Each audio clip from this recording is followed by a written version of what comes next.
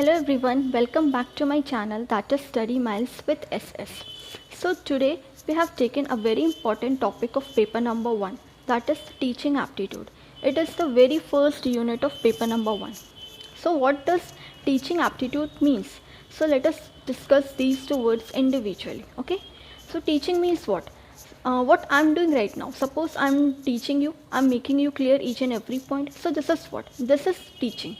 And what does aptitude means? Aptitude means any kind of knowledge, your skills. Okay. So I hope these two words have clear. Okay. So let's move forward. According to APJ Abdul Kalam कभी कभी exams में direct question भी पूछते हैं, जैसे for example this definition will be given as a question and the 4 options will be given and you have to mark the correct option that who propounded this definition.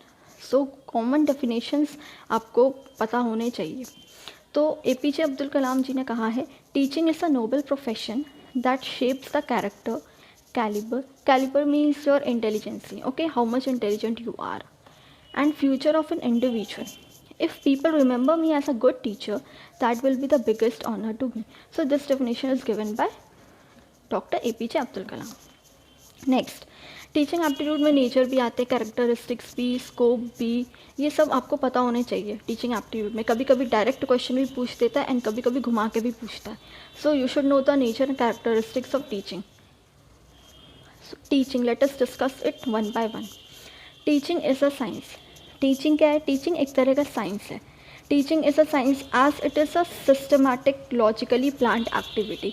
एक तरह का systematic activity होता है, step by step होता है और planned होता है, क्योंकि टीचिंग हम ऐसा नहीं कि रैंडमली आते हैं और पढ़ाते हुए चले जाते हैं. Teaching should be planned. एक वो प्लान्ड एक्टिविटी होती है. You must plan before what you teach to your students. For example, हम आपको अभी पढ़ा रहे हैं तो I have also planned this things before. ऐसा तो नहीं है मैंने रैंडमली वीडियो बनाया और अपलोड कर दिया. I have planned what I have to teach you tomorrow or day after tomorrow, and accordingly that I am uploading the videos. So teaching is a science, it is a systematic activity. Okay, teaching is art. teaching क्या एक कला है, ठीक है. This is mainly for those students who don't understand English और who are Hindi medium students. Okay, teaching is an art. Teaching क्या एक तरह का आर्ट है, मतलब एक तरह का क्रिएटिविटी है टीचर की, क्योंकि टीचर बहुत सारे मेथड्स यूज़ करता है, एड्स यूज़ करता है पढ़ाने के लिए. तो टीचिंग क्या? Teaching is science as well as art. क्योंकि मेनली आर्ट में क्या होता है, कलात्मक क्षमता होनी चाहिए एक टीचर में, ठीक है. क्रिएटिविटी होनी चाहिए कि वो स्टूडेंट्स को कैसे समझा रहा है, कि वो स्टूडेंट्स को समझ में आ जाए.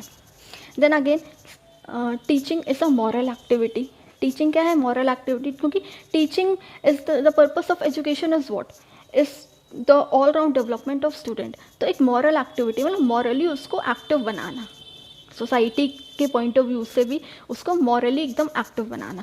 सो it is teaching is a moral activity. Then fourth one is teaching is dynamic. What does dynamic means? Dynamic means teaching का फैलाव बहुत ज़्यादा है. मतलब टीचिंग किसी एक कन्फाइंड एरिया में नहीं होता. टीचिंग बहुत ही बड़ा है, बहुत ही डायनेमिक है, because the teachers activities are influenced by various qualities. Okay, and they change accordingly that. So teaching is also a dynamic activity. मतलब टीचिंग बहुत फैला हुआ है, बहुत बड़े स्कोप में टीचिंग होती है.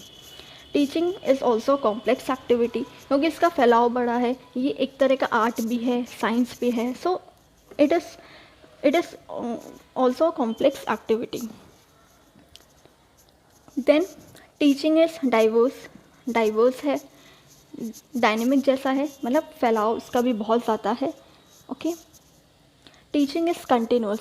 Teaching can be seen as a life long learning process. So it is a continuous activity. It is not a activity which is end soon. It will continue, मतलब लाइफ लॉन्ग प्रोसेस है. जब तक आप हो तब तक आपकी teaching चलती रहेगी. आप नया आप हमेशा सीखोगे लाइफ में. So it is a life long process, it is a continuous process, it will never come to an end. Okay, then teaching is interactive. Teaching में क्या होता है? टू वे प्रोसेस होता है, मतलब टू वे इंटरैक्शन होता है between a teacher और उसके स्टूडेंट्स से. सो teaching is a two way interaction between the teacher and learners. There is flow of knowledge from both the sides, मतलब टीचर और स्टूडेंट्स दोनों में फ्लो ऑफ नॉलेज होना चाहिए कि टीचर क्या कह रहा, कि बच्चा क्या कह रहा है और टीचर क्या समझ रहा है। तो इंटरैक्टिव मतलब इंटरैक्शन बहुत ज़रूरी है टीचिंग के लिए। Then teaching can be both informal as well as formal, this is formal और इनफॉर्मल। ओके, टीचिंग क्या है, फॉर्मल भी है इनफॉर्मल भी। फॉर्मल कैसे, जो हम स्कूल में सीखते हैं, जो हम कोचिंग में सीखते हैं, जो हम कॉलेजेस में सीखते हैं, वो क्या है, फॉर्मल है। और इनफॉर्मल क्या है, जो हम घर में सीखते हैं, अपने फ्रेंड से, अपने नेबर्स से, अपने पेरेंट्स से, अपने रिलेटिव से जो हम सीखते हैं, वो इनफॉर्मल होता है। तो टीचिंग दोनों तरीके से भी होता है। पेरेंट्स आपको क्या सिखाते हैं, कहाँ उठना बैठना, ये सब तरीका आपको पेरेंट्स सिखाते हैं ना, कि कहाँ जाना है तो कैसे बात करना है। In the same sense school में क्या होता है, स्कूल में आप अपने सिलेबस के अकॉर्डिंग जो आप सीखते हो, ठीक है, वो होता है फॉर्मल। और इनफॉर्मल होता है जो आप सोशली, जो आप इंटरैक्ट करते हो लोगों से, जो सोशली इंटरैक्शन जो होता है, जो आप सीखते हो, that is informal. Then the next is basic requirement of teaching. ये भी इम्पॉर्टेंट है, कभी कभी क्वेश्चंस आ जाते हैं। Okay, I hope now it is clear. Okay, so dependent and independent variable. Teaching में क्या होता है, दो वेरिएबल्स होते हैं, एक डिपेंडेंट होते हैं, एक इंडिपेंडेंट होते हैं। डिपेंडेंट वेरिएबल्स आपके स्टूडेंट होते हैं because they are dependent on teachers, और इंडिपेंडेंट वेरिएबल्स कौन होते हैं, आपके टीचर। क्योंकि इंडिपेंडेंट वेरिएबल्स में जो भी चेंज होगा उसका इम्पैक्ट हम किस पे देखेंगे, ऑब्वियसली डिपेंडेंट वेरिएबल पे। क्योंकि देखो, कभी कभी क्या होता है ना, कोई टीचर, फॉर एग्जाम्पल इंग्लिश कोई टीचर पढ़ा रहे हैं, वो सडनली उन्होंने स्कूल छोड़ दिया, then the next teacher comes. Okay, so teacher is independent, teacher can change himself और herself, but students is a dependent variable. Okay, students को डिपेंड होना पड़ता है टीचर पे। Teacher uses different methods, strategies, aids which act as intervening variable. Teacher, कोई भी teacher पढ़ाने के लिए बहुत सारे मेथड्स यूज़ करता है, बहुत सारे एड्स यूज़ करता है बच्चों को समझाने के, ताकि बच्चे को अच्छे से अच्छे समझ में आए और वो कैचअप जल्दी कर पाए। So teacher uses various methods to make their students understand. Then discipline is an important requirement of teaching. Discipline होना मस्ट है, बिना डिसिप्लिन के कोई टीचिंग नहीं होती है। जब तक डिसिप्लिन है क्लास में, तब तक बहुत बढ़िया टीचिंग हो सकती है। So discipline is utmost very important for teaching. Classroom environment should be such that it encourages effective communication and interaction. जब तक क्लासरूम का इन्वायरमेंट अच्छा नहीं होगा, तब तक बच्चा कुछ नहीं सीख सकता और ना ही टीचर को मन करेगा पढ़ाने का। सो क्लासरूम इन्वायरमेंट ऐसा होना चाहिए कि कम्युनिकेशन और इंटरेक्शन बहुत अच्छे से, मतलब इफ़ेक्टिवली कम्युनिकेशन भी हो और इंटरेक्शन भी हो। Knowledge of teaching methods, knowledge of teaching, knowledge of the nature of students etc. और are also required for effective teaching. एक अच्छे टीचिंग के लिए मेथड्स का नॉलेज होना चाहिए, ठीक है। मान लीजिए फॉर एग्जांपल टीचर को नॉलेज है अपने सिलेबस का, अपने सब्जेक्ट का, but he is not aware of the new technologies, then how he will be able to teach their students. So teaching, knowledge of teaching method is also very important. Knowledge of nature of the students का nature कैसा है। Suppose there are two types of students, one is fast learners and one is slow learner. So teacher has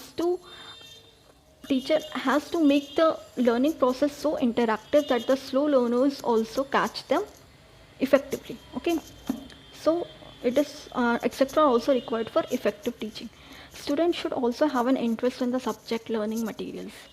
अगर student में interest नहीं है तो फिर वो नहीं पढ़ पाएगा, क्योंकि किसी भी सब्जेक्ट को, किसी भी यूनिट को, किसी भी टॉपिक को थॉरली पढ़ने के लिए स्टूडेंट का इंटरेस्ट होना बहुत ज़रूरी है।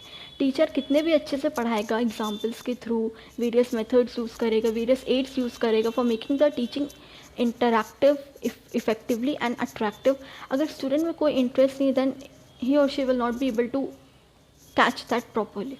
So for that students interest should also be necessary for making the teaching more effective.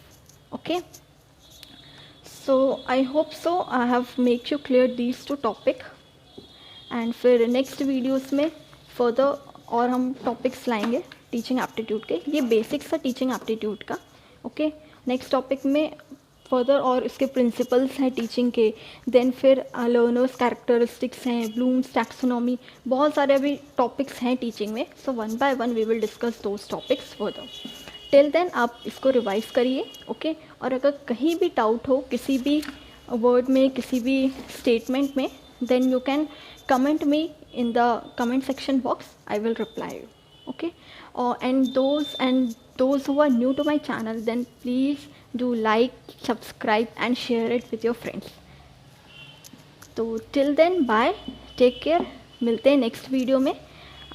इसका पार्ट टू और पार्ट 3 जितने भी लगेंगे मेरे को videos, I will upload it soon. Okay, so till then take care, bye. And और please please please subscribe कर देना मेरा चैनल. Okay, bye bye.